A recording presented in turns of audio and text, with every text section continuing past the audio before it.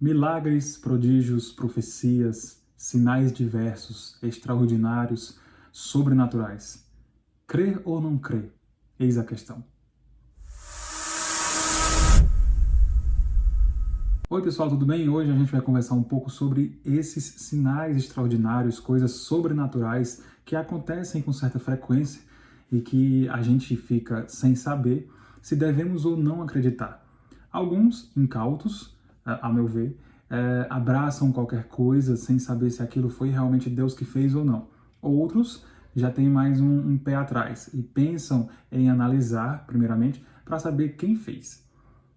Tal conhecimento, com certeza, vem das Escrituras, porque as Escrituras nos ensinam, em seu enredo, a julgarmos as coisas sobrenaturais para saber qual o Espírito que fez, de onde que vêm esses Espíritos que atuam, se de Deus ou se do diabo. E isso é muito sério e a gente precisa ter muito cuidado para que a gente consiga categorizar ou classificar os feitos sobrenaturais e para que a gente possa abraçá-los ou não à luz da palavra de Deus. É importante a gente entender que sinais, resumindo todas essas coisas extraordinárias, a gente vai chamar de sinais, que esses sinais, eles sempre apontam para uma mensagem. E que o sinal por si só não quer dizer muita coisa. Apesar de trazer muitas vezes alguns benefícios, eles não querem dizer nada por si sós. Eles, na verdade, sempre apontam para uma mensagem. Então a gente pode olhar por vários milagres que aconteceram e estão registrados nas Escrituras, que sempre tinham uma mensagem por trás.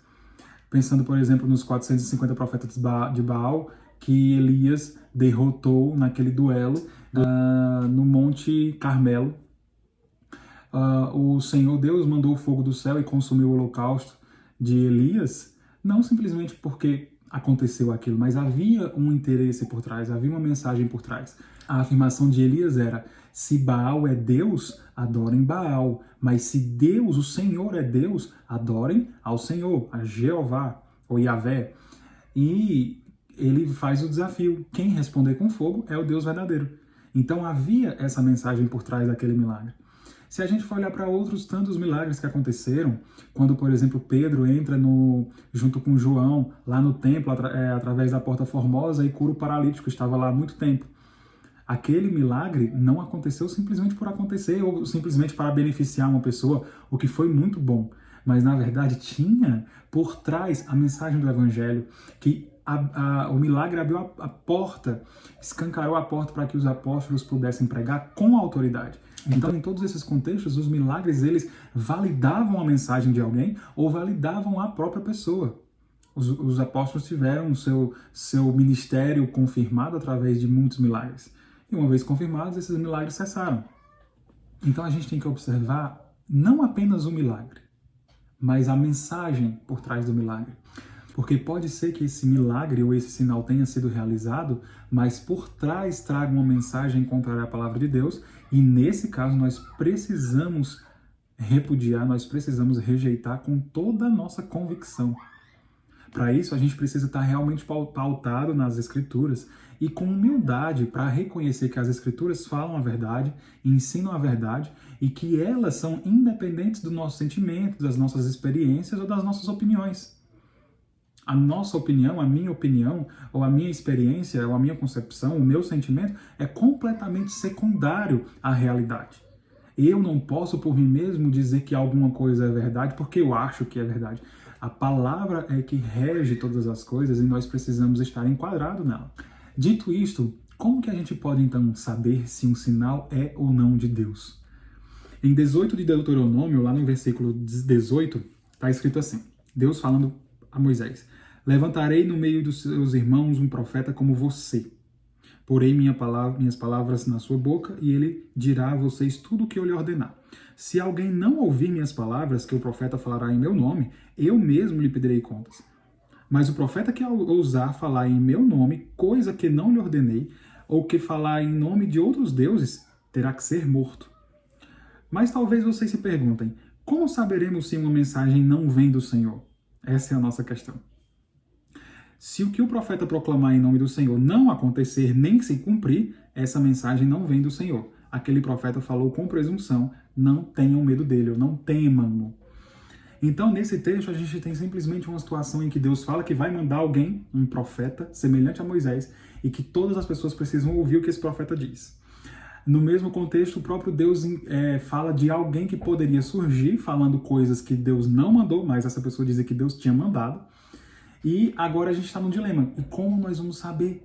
Como vamos saber se foi ou não foi o Senhor? Aqui, no versículo 21, no versículo 22, o Senhor dá um critério, o critério do cumprimento. Se alguém falar e não se cumprir, a gente pode rejeitar sem problema nenhum, sem medo. Não precisa nem ter medo dessa pessoa, não precisa respeitar essa pessoa. É o critério número 1. A gente pode rejeitar, aliás, a gente deve rejeitar. Ao contrário do que realmente for verdadeiro. O que for verdadeiro, a gente tem que aceitar. Então a gente olha, aqui o Senhor Deus está falando com Moisés a respeito de Jesus Cristo.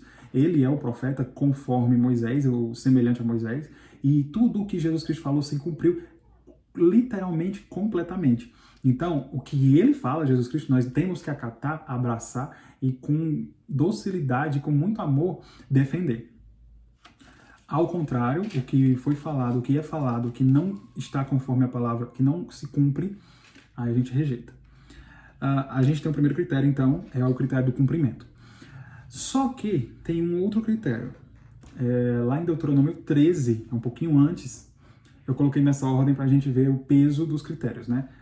O critério que eu vou falar agora, ele na verdade aparece antes. O segundo critério seria o critério do cumprimento. Eu coloquei na ordem inversa para a gente ter um pouco mais de cuidado, a gente usar os dois critérios. Então, vamos supor, a profecia cumpriu, ótimo, ela passou pelo critério 1, agora vamos para o critério 2. Está escrito em 13 de Deuteronômio, a partir do verso 1. Se aparecer no meio de vocês um profeta ou alguém que faz predições por meio de sonhos e anunciar a vocês um sinal miraculoso ou um prodígio, e se o sinal ou prodígio de que ele falou acontecer, então se esse sinal miraculoso acontecer, não acontecer, vamos supor que aconteceu. Então passou no primeiro critério. E ele disser, no caso o profeta, vamos seguir outros deuses que vocês não conhecem e vamos adorá-los. Não deem ouvido às palavras daquele profeta ou sonhador. O Senhor, o seu Deus, está pondo vocês à prova para ver se o amam de todo o coração e de toda a alma. Sigam somente o Senhor, o seu Deus, e temam a Ele somente.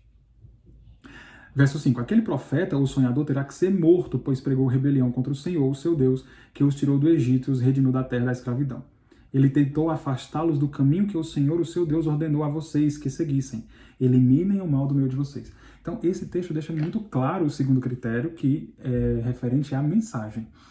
Para qual mensagem estes prodígios, esse sinal miraculoso está apontando? Qual é o interesse ou a motivação daquela pessoa em realizar aquele milagre? Se por acaso a motivação é afastar o povo de Deus, precisa ser rejeitado, por mais que o sinal miraculoso tenha acontecido. Então a gente tem um princípio muito bem estabelecido pela palavra de Deus, que a gente precisa abraçar e precisa se submeter a ele. Então logo a gente tira as nossas opiniões, a gente tira os nossos conceitos, a gente tira tudo o que, as nossas percepções, os nossos sentimentos, não, mas eu senti, não. Mas se a mensagem distanciar as pessoas de Deus, é uma cilada.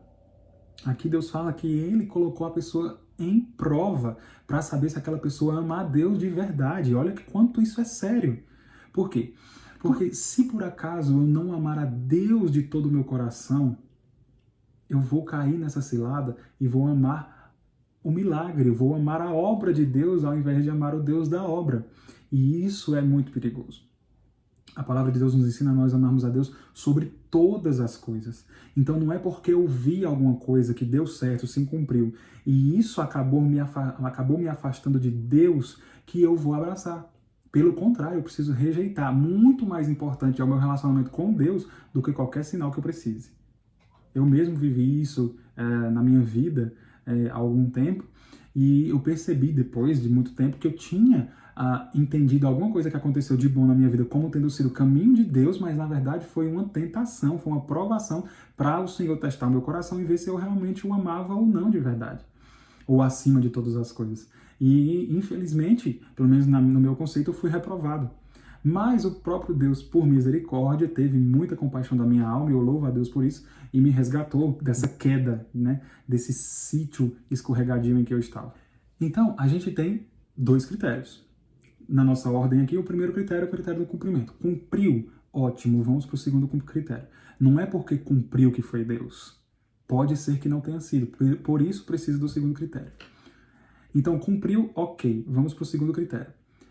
Qual foi a mensagem? Para onde esse sinal fez você olhar?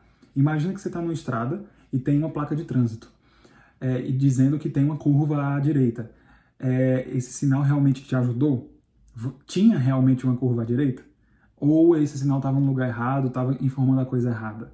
É isso que a gente tem que entender. Um sinal, ele não é nada em si mesmo. Ele sempre tem que apontar para alguma coisa, e essa coisa é o que vai realmente fazer com que nós estejamos corretos ou não a abraçar o sinal e a crer que foi Deus que fez aquela obra. Eu quero trazer aqui dois exemplos. Um exemplo em que a profecia ou a coisa extraordinária era verdadeira, mas apontava por uma coisa falsa. E eu quero trazer uma que era verdadeira e apontava para coisa verdadeira também, para a gente fazer essa contraposição. O primeiro exemplo passa pelo critério do cumprimento, mas não passa pelo critério da mensagem. Atos 16, a partir do verso 16, está escrito assim: certo dia, indo nós para o lugar de oração, encontramos uma escrava que tinha um espírito pelo qual predizia o futuro. Ela ganhava muito dinheiro para os seus senhores com adivinhações. Essa moça seguia Paulo e a nós, gritando: estes homens são servos do Deus Altíssimo e anunciam o caminho da salvação. Ela continuou fazendo isso por muitos dias. Finalmente, Paulo ficou indignado, voltou-se e disse ao espírito: em nome de Jesus Cristo eu ordeno que saia dela. No mesmo instante, o espírito a deixou. Aqui Paulo está em Filipos, junto com Silas, com Lucas também, que escreve esse relato. E eles estão pregando o evangelho da salvação, verdadeiramente. E, por alguns dias, essa mulher, que era uma escrava, que ela tinha um espírito de adivinhação e que dava muito lucro aos seus senhores, ela é uma escrava, ela ficava dizendo algo que realmente é verdade. Ela dizia: estes homens são servos do Deus Altíssimo e eles anunciam o caminho da salvação. Por que Paulo expulsou esse espírito? Era um espírito? Nossa, eu nem sabia. Se a gente não observar assim, atentamente o contexto, a gente não vai perceber nem entender por que Paulo expulsa o espírito dessa mulher se ela está falando a verdade. Então você vê que passa pelo critério do cumprimento. Na verdade, aquilo é a verdade. Essa profecia está certa. Só que no entendimento das pessoas, isso soava de uma maneira errada. E Paulo, quando percebeu isso, ele expulsou o espírito. Por quê? Porque o espírito estava deturpando a mensagem de Paulo e dos evangelistas, fazendo com que as pessoas acreditassem numa coisa que não era verdade. Por quê? A palavrinha lá, Deus Altíssimo, as duas palavrinhas que foram utilizadas pela escrava, ela está escrita lá por Lucas aqui nesse texto, tá assim, ó, Theos upsistos. Eu não sou muito bom desses negócios de grego, tá?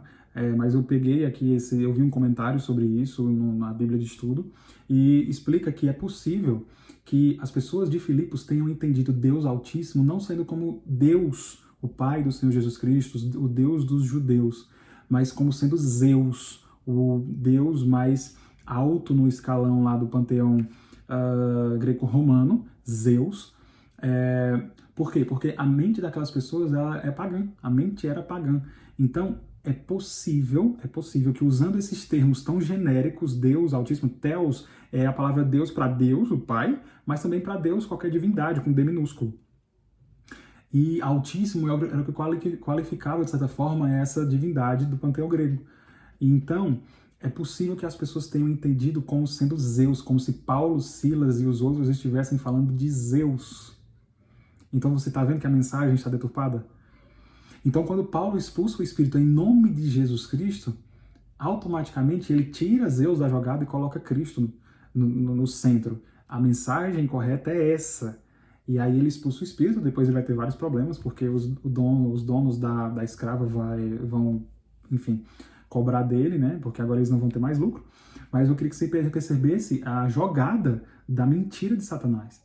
que foi com uma sutileza muito grande, algo imperceptível, algo que realmente carregava um teor de verdade quase no topo, quase na plenitude. Se não é Deus guiando Paulo para ele perceber que era um espírito que estava ali, poderia passar em branco e essa mensagem seria deturpada. Graças a Deus que Deus guiou Paulo para entender o que era aquilo. O segundo exemplo que eu quero trazer, que é aquele exemplo que passa pelos dois critérios, é o exemplo daquele paralítico que é curado pelo Senhor Jesus, aquele que é levado por cima do telhado pelos seus amigos. Esse, para mim, é um dos maiores exemplos de que, de fato, todo milagre que acontece e que Deus fez tem um propósito. Ele não é feito por fazer, mas sempre tem algo por trás para ser evidenciado, para ser validado, para ser confirmado. E aí, nesse momento, Jesus Cristo estava fazendo o seu discurso, pregando o evangelho da salvação, na casa de alguém, e nesse momento tinha uma multidão, e tinha saduceus, fariseus, que eram o pessoal, os líderes religiosos de Jerusalém, que guiavam o povo na lei de Moisés. E aí os amigos do paralítico descem o paralítico na frente de Jesus Cristo, e ele simplesmente, em vez de fazer uma obra com o paralítico, libertar o paralítico, fazer ele sair pulando de lá, ele diz assim: os teus pecados estão perdoados. Oi? Como assim os teus pecados são perdoados? Jesus, o cara veio aqui para ser curado. Ele é paralítico, ele não anda. Como assim os teus pecados estão perdoados? E aí, automaticamente, o pessoal que está lá ouvindo aquilo, principalmente os saduceus, os fariseus, eles começam a razoar na mente. Não era que eles estavam comentando com ninguém, eles estavam pensando que o Senhor Jesus Cristo tinha falado era uma blasfêmia, porque só Deus pode perdoar pecados. Como que Jesus pode perdoar pecados se ele não é Deus? Na mente deles, ele não era Deus, mas aí é uma prova de que Jesus é Deus. E Jesus, conhecendo a mente das pessoas, porque ele sonda a mente das pessoas, e ele conhece o que se passa, não precisou nem que eles comentassem em voz alta. O Senhor Jesus, conhecendo a mente deles, falou: por que vocês estão pensando isso? O que é mais fácil? É dizer os teus pecados estão perdoados ou dizer levanta e anda? E assim, se a gente for olhar no nosso plano humano, né, sem poderes, é muito mais fácil dizer os teus pecados estão perdoados, porque não precisa de comprovação nenhuma. Quem consegue provar que esses pecados foram ou não foram perdoados? É muito mais difícil dizer levanta e anda, porque se eu disser algo desse tipo para algum paralítico, ele precisa levantar e andar ali imediatamente, ou então eu serei o pior dos falsos profetas. Então, na nossa mente humana completamente limitada, é muito mais difícil dizer levanta e anda, e muito mais fácil dizer os teus pecados estão perdoados. Mas para Deus é completamente o oposto. É tanto que o Senhor Jesus fala assim: para que vocês saibam que o Filho do Homem tem poder de perdoar pecados, a ti te digo. Aí vira para o homem: homem, levanta, toma a tua cama e anda. E aí ele vai, levanta e anda. E o milagre acontece. Aquilo que para todos nós é mais difícil aconteceu. Logo, se o mais difícil aconteceu, quem dirá o mais fácil? Que os teus pecados estão perdoados. Só que essa concepção está um pouco errada. Na verdade, perdoar pecados é muito mais difícil do que libertar um paralítico ou do que ressuscitar um morto. Porque para fazer qualquer milagre nesse nível humano, o Senhor Jesus só precisava de palavras. Mas para perdoar pecados, ele não precisava só de palavras. Ele desceu da glória, ele se humilhou, ele se esvaziou, ele se tornou homem, ele encarnou, ele foi uma criança, ele foi amamentado por Maria, ele teve que ser cuidado. O Deus criador de todas as coisas, a palavra sem a qual tudo que foi feito teria sido feito, se encarnou e morreu para que pudesse perdoar os pecadores. Então, para Deus, se é que existe algo difícil, é muito mais difícil perdoar pecados do que dizer levanta e anda e alguém realmente levantar e andar. Então você consegue perceber a mensagem? O Senhor Jesus fez um milagre para comprovar que ele sim poderia perdoar pecados. Então você conseguiu perceber? Existe uma mensagem por trás dos milagres. É essa mensagem que a gente precisa aprender para poder discernir o que é e o que não é de Deus. O que Deus fez ou o que Deus não fez. Uma coisa que a gente precisa ter noção é que todos os milagres feitos por Deus são feitos por intermédio do Espírito Santo. E segundo o próprio Cristo, o Espírito Santo é o Consolador, o Conselheiro, aquele que guia os santos em toda a verdade, ou a toda a verdade. Ele faz andar na verdade, faz andar para a verdade. E esse Espírito Santo não mente, porque é toda a verdade, é uma verdade plena. Ele não mente. Logo, qualquer coisa que envolva alguma mentira tem que ser rejeitada. Não foi o Espírito Santo que fez. Isso também ajuda a gente a discernir quem é quem ou o que é o que nos sinais sobrenaturais. Outra coisa, o próprio Cristo falou que o Espírito Santo sempre glorificará a Cristo. Ele não falará de si mesmo, mas falará aquilo que ouvir ou que receber. E o próprio Cristo fala que receberá dele. E o Espírito sempre glorifica a Cristo, e quem tem o Espírito Santo também glorifica a Cristo, testemunha de Cristo. Então, toda mensagem de qualquer sinal miraculoso ou sobrenatural que acontecer precisa ter por trás a pessoa de Cristo sendo glorificada, sendo evidenciada, sendo mostrada, sendo projetada para todo mundo, para todas aquelas pessoas que viram, que presenciaram, o que receberam aquela manifestação sobrenatural. Fora disso, pode rejeitar, porque o Espírito Santo glorifica a Cristo, não glorifica pessoas, não glorifica a própria obra em si, não glorifica homem, não está interessado em fazer com que as pessoas tenham a sua visão direcionada para o aqui e o agora. A direção que o Espírito Santo sempre coloca as pessoas que recebem qualquer coisa sobrenatural é para olhar para a eternidade, para o próprio Cristo, é ver Cristo em tudo. Então, se por acaso qualquer coisa sobrenatural, por mais simples que seja, se ela te faz desviar a visão de Cristo, suspeite, porque pode ser que seja um engano. Então a gente pode perguntar, mas por que existe esse tipo de coisa sobrenatural que não é Deus que faz? O inimigo tem poder para fazer essas coisas? Tem. É um poder concedido pelo próprio Deus, porque o inimigo é nada mais, nada menos que um cachorrinho na mão de Deus, como diz Lutero, na coleira de Deus, como dizia Lutero. Então, tudo que o inimigo faz é realmente algo que é dado autoridade pelo próprio Deus, para fazer algo que o próprio Deus quer com objetivo. E a gente vai ver isso daqui a pouquinho. Antes disso, eu queria enfatizar, para poder aumentar o nosso arcabouço aqui, para entender esse assunto, que o Deus que se revela nas Escrituras nos diz, lá em Romanos 1, que a sua ira se revela quando Deus se revela contra toda a iniquidade, quando Deus entrega os pecadores aos seus próprios desejos. Então a gente às vezes imagina que a liberdade que o mundo prega, na verdade, é algo bom ou que as pessoas podem usufruir sem problemas nenhum. Só que, na verdade, essa liberdade é uma cadeia, porque quando Deus entrega as pessoas aos seus próprios desejos pecaminosos, elas começam a se afundar em pecado cada vez mais, e quanto mais elas se afundam em pecado, mais elas se distanciam de Deus, e isso é a revelação da ira de Deus para aquela pessoa, ou para aquela sociedade.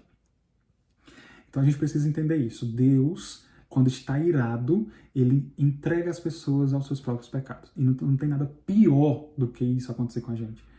Ele entrega as pessoas aos seus próprios desejos, aos desejos dos seus corações.